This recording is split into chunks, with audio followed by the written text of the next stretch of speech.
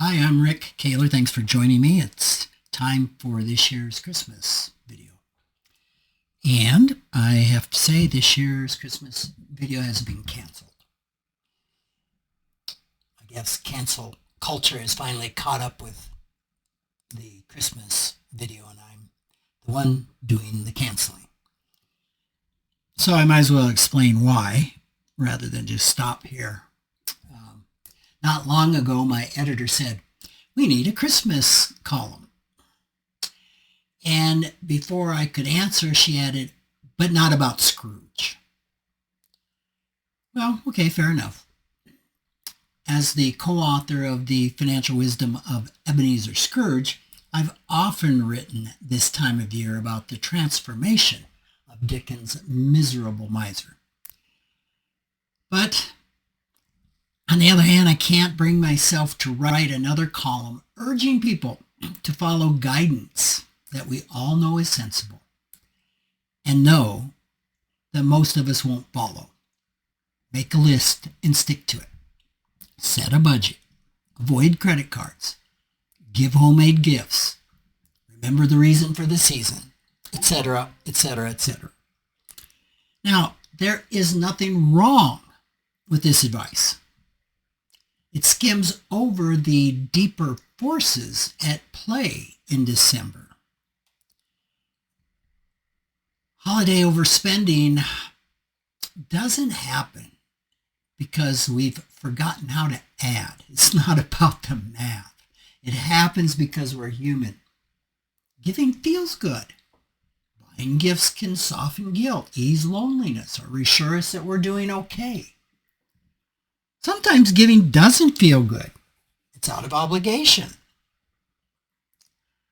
But even with that, somewhere inside, a part of us hopes that a wrapped gift can create love, belonging, calm, or connection, even if only for a moment. Most of our holiday money decisions are driven by internal parts of us that become especially active this time of year. A spending part wants to recreate a glowing childhood Christmas.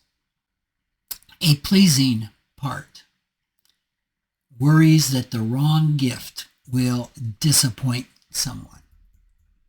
A lonely part hopes that generosity will forge connection. And of course, the critical part waits in the wings for the credit card bill. No budget stands a chance when these parts jump into the driver's seat. Our best strategy?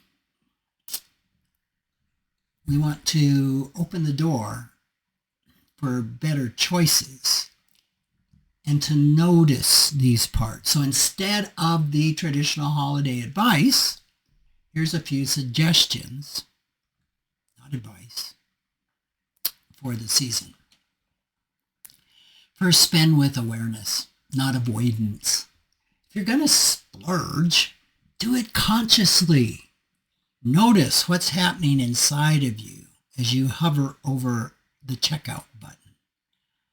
Are you trying to create happiness? Are you trying to silence worry? What are you feeling? Where in your body? What are the sensations? Is this part trying to fill an old emotional gap? Now, awareness might not change the purchase, but it will change your relationship to it as you move from autopilot to leadership. So just noticing, even though the outcome is not what some parts of you want, just notice.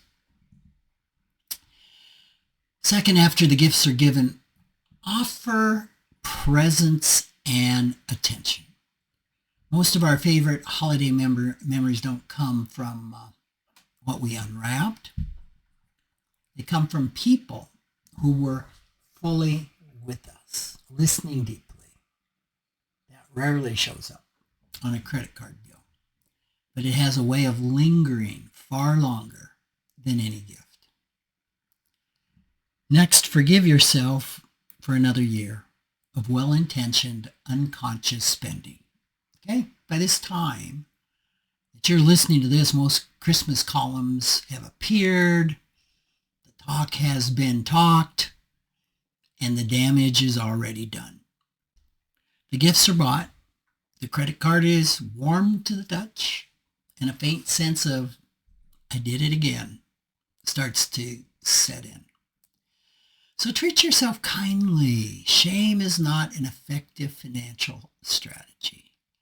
Forgiveness, oddly enough, forgiveness of ourself, leads to more responsible behavior than self-criticism ever does. And finally, ask what your spending was trying to say. Every purchase carries a message. Maybe it's joy, fear, longing, hope.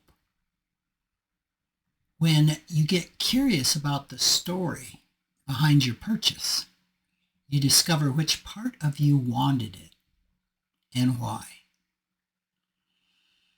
So instead of repeating standard advice about budgets, credit cards, planning ahead for next year, my holiday wish is that you give yourself the gift of curiosity and awareness. That's all. No action needed. Explore what you're feeling, what you're hoping for, what you were trying to create with your spending.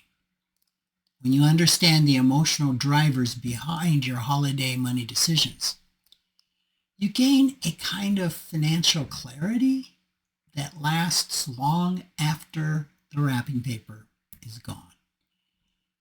And you just might cancel a lot of financial stress. Thanks for listening.